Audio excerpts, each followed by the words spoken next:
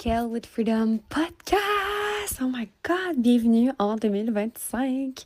Je suis tellement excitée de pouvoir vous retrouver une année de plus.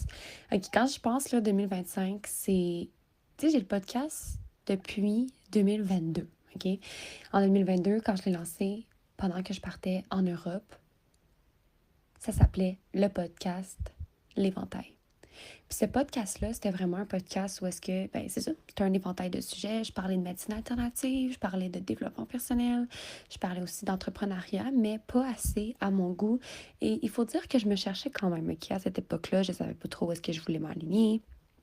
Je savais pas non plus exactement qu'est-ce que je faisais comme business. Je savais que j'étais adjointe virtuelle, mais j'étais convaincue que j'étais faite pour plus. Donc, 2025 marquera la 3e année du podcast, guys. 3 ans.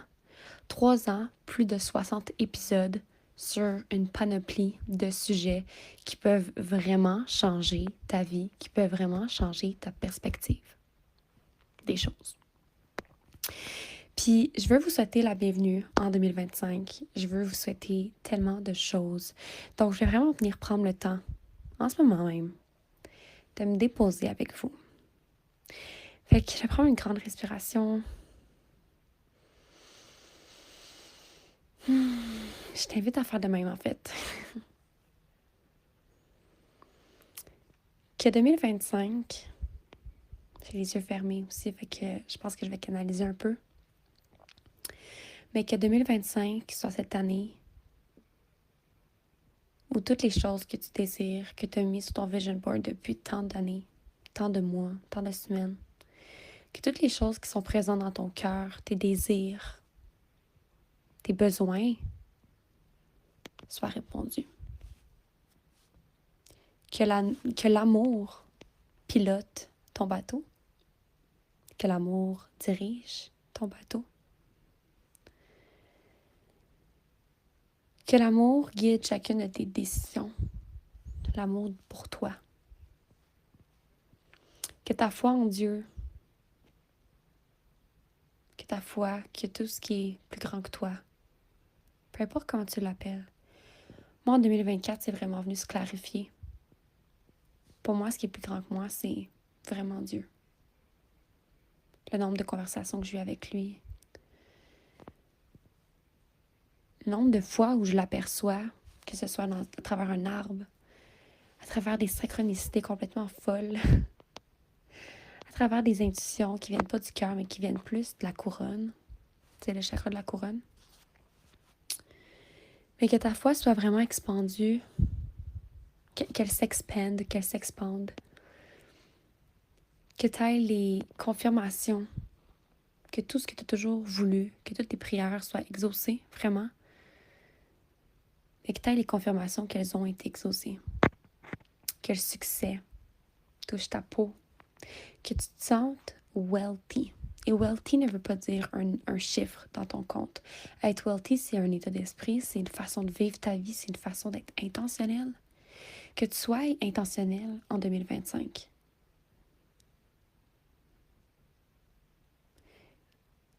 Que vraiment t'attires les clientes que tu as envie d'attirer dans ton univers.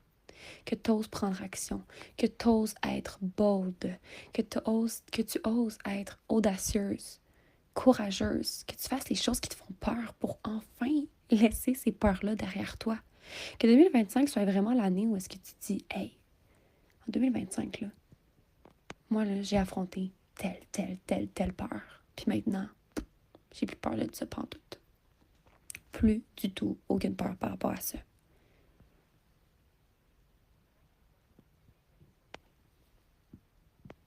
Que 2025, pardon, que 2025 soit vraiment cette année où tu déchires tout, où tu atteins les mois que tu veux atteindre, que tu atteins les choses, que tu vives des expériences, que tu te laisses la permission d'être toi-même, de t'aimer, que tu entres dans une relation intime avec toi-même. C'est tout ce que je peux te souhaiter pour 2025. L'expansion, l'amour de toi, le développement personnel, développement professionnel. Oser, oser, oser, ose, ose, ose. Sois audacieuse, sois brave, sois brave, sois courageuse. Let's go. You can do it. I know you can. Que tu investisses en toi. Vraiment. Puis que tu fasses les choses qui te font du bien. Que tu dises non à tout ce qui n'est pas important pour toi. Que tu dises non à tout ce qui te creuse de l'énergie, tout ce qui te fait pas sentir bien, tout ce qui vole ta paix intérieure, que tu dises non à ça et que tu aies le courage de le laisser derrière. Peu importe si ça fait mal ou non. Que tu aies le gut de suivre ton intuition. Sans donner d'explication à qui que ce soit. En 2025, j'ai choisi de vraiment prendre ma santé à cœur. Puis ça a commencé fin 2024. En fait, non, ça a commencé en 2024, mi-2024, parce que j'ai vraiment commencé à m'entraîner de façon régulière. Et là, c'est vraiment tout ce qui est santé physique, santé mentale, santé émotionnelle, de vivre mes émotions, de m'entraîner, d'écouter des audios motivationnels pendant que je m'entraîne, de boire assez d'eau, en fait, de juste revenir aux bases. Je pense vraiment que les résolutions 2025, en fait, que les résolutions, quand vient le temps de passer à la prochaine année, c'est vraiment une question de genre revenir aux bases. De revenir à des bonnes habitudes. C'est comme de faire un reset. Puis c'est un autre sujet pour une autre fois, mais tu sais, changement d'heure, pas changement d'heure, mais changement d'année, c'est comme une illusion, c'est une date aléatoire. Je pense vraiment que le renouveau, c'est vraiment au printemps. Du moins, c'est toujours là que moi, je ressens vraiment comme, oh, OK, j'ai envie de faire mon vision board, j'ai envie de faire plein d'affaires. Là, j'ai envie de le faire, mais c'est pas autant présent que quand c'est le printemps. Mais c'est un sujet d'une autre fois. Fait que c'est ça, le countdown, les fameux coups de minuit, c'est vraiment, pour moi, le moment où est-ce que, genre, je reviens aux bases. De comme, OK, peux-tu faire un check-up, genre, un check-in de toutes mes habitudes? Est-ce que je veux encore ça? J'ai pris une genre de décision, en fait, puis je l'ai pas pris vraiment consciemment, mais c'est quelque chose qui est vraiment présent en moi. Puis je suis comme, OK, mais je vais faire un bout de chemin avec ça. Mais boire de l'alcool n'est plus en alignement avec moi pour le moment. Et je vais voir si ça change avec le temps. J'aime, en fait, boire quelques verres de vin. Puis je pense pas que ça va arrêter dans le sens que j'aime prendre des verres de vin une fois de temps en temps. Mais de là à virer une cuite, comme on pourrait dire en français, ou d'être saoul, ou genre d'être plus que pompette, je vois plus l'intérêt. Vraiment, je le vois plus. Et c'est quelque chose qui est présent en moi, puis je vais voir qu'est-ce qu'il y en est avec le temps, puis tu sais, je suis encore dans ma jeune vingtaine, je veux dire, j'ai 22 ans, je peux encore enjoy puis tout ça, mais à suivre, tu sais, c'est vraiment quelque chose que je vous partage en toute vulnérabilité, je vais voir qu'est-ce qu'il y en est, mais pour l'instant, je suis vraiment en paix avec ça, puis j'ai vraiment le goût de faire un bout de chemin avec cette pensée-là, d'arrêter, de juste plus boire pour une finalité qui me fait pas sentir bien au final, tu sais. Puis de vraiment m'entraîner, j'ai envie de faire des cours de boxe, j'ai envie de faire des pilates, mais genre de sortir de chez moi pour le faire, de reprendre mes cours de chant, j'avais arrêté, de les reprendre, de voyager. Puis c'est tellement excitant parce que je viens de faire une story sur Instagram que je voulais faire un jeu avec ma communauté, de voir où est-ce qu'eux, ils me voyaient, tu sais, en 2025, c'est quoi les voyages. Puis j'ai 2 personnes qui sont comme, tu vas retourner en Grèce. Puis je suis comme, oh my god, j'avais pas pensé à ça. Ou tu sais, l'Égypte, la Colombie, les Bahamas, ça a été mentionné, l'Italie aussi. Il y a autre chose qui a été mentionné. San Francisco, tu sais, des places comme ça où est-ce que je suis comme, aïe, c'était même pas des trucs que je pensais. Parce que moi, je pensais, tu sais, c'est sûr que je vais en France pour ma retraite. By the way, si tu ziotes la retraite, hit me up, écris-moi parce que je veux qu'on ait une conversation. Je veux voir si c'est un bon fit pour cette offre-là.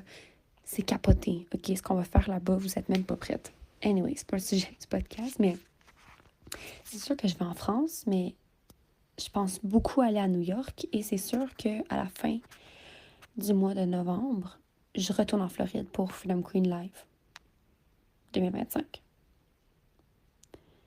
après, je suis comme, oh my God, this is so exciting. J'ai un voyage aussi qui était prévu dans le Maine. Ben, peut-être, qui est prévu dans le Maine mi-août.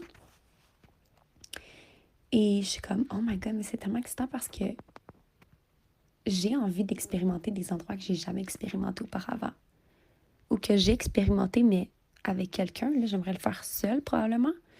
Donc, à suivre par rapport à ça. C'est vraiment excitant.